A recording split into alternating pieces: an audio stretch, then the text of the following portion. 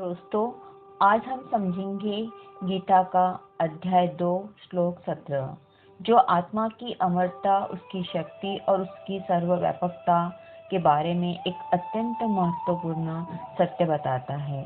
यह श्लोक हमें बताता है कि हम वास्तव में कौन हैं। आइए श्लोक सुनते हैं। अविनाशी तु तद्विद्धि येन सर्वमिदं ततं विनाशम् अव्ययशाश्च न कच्चित् कर्तुम् अर्हति। भगवान कृष्ण कहते हैं, जिस तत्व से यह पूरा संसार भरा हुआ है वह आत्मा अविनाशी है। उस आत्मा को कभी कोई नष्ट नहीं कर सकता।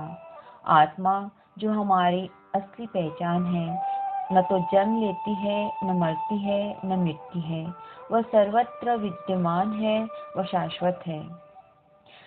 1 नंबर, आत्मा अविनाशी है।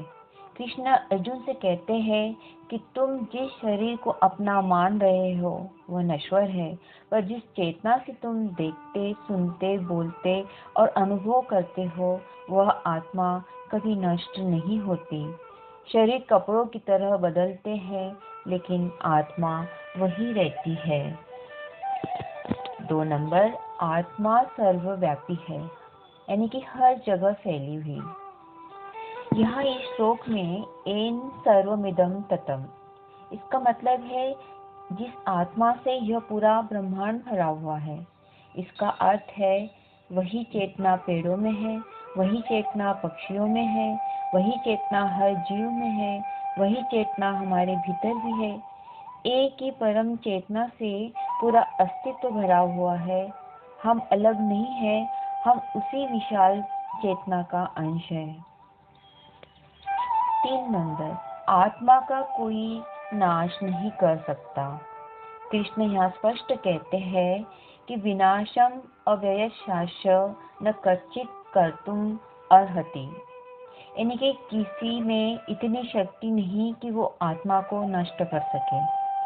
आग आत्मा को नहीं जला सकती, पानी बहा नहीं सकता, हवा सुखा नहीं सकती, हथियार काट नहीं सकते, मृत्यु छू भी नहीं सकती। यह गहरा ज्ञान अर्जुन का डर दूर करने के लिए दिया गया है कि तुम जिन लोगों की मृत्यु से दुखी हो वे वास्तव में मर नहीं रहे, वे केवल शरीर त्याग रहे हैं। आत्मा अमर है। यह श्लोक हमें सिखाता है कि हम शरीर नहीं आत्मा है, इसीलिए किसी भी स्थिति में भय नहीं करना चाहिए। मृत्यु अंत नहीं, परिवर्तन है। दूसरों में भी उसी चेतना को देखें तो द्वेष खत्म हो जाता है। जीवन में शांति आती है जब हम जानते हैं कि कुछ भी नहीं वास्तव में नष्ट नहीं होता। जब हम खुद को आत्मा मान लेते हैं तो जीवन की सारी परेशानियां हल्की लगने लगती है। यह श्लोक हमें याद दिलाता है कि हमारी असली पहचान अमर आत्मा है, जो सर्वव्यापी है, अविनाशी है और कभी नष्ट नहीं होती। श्री कृष्णार्पणमस्तु।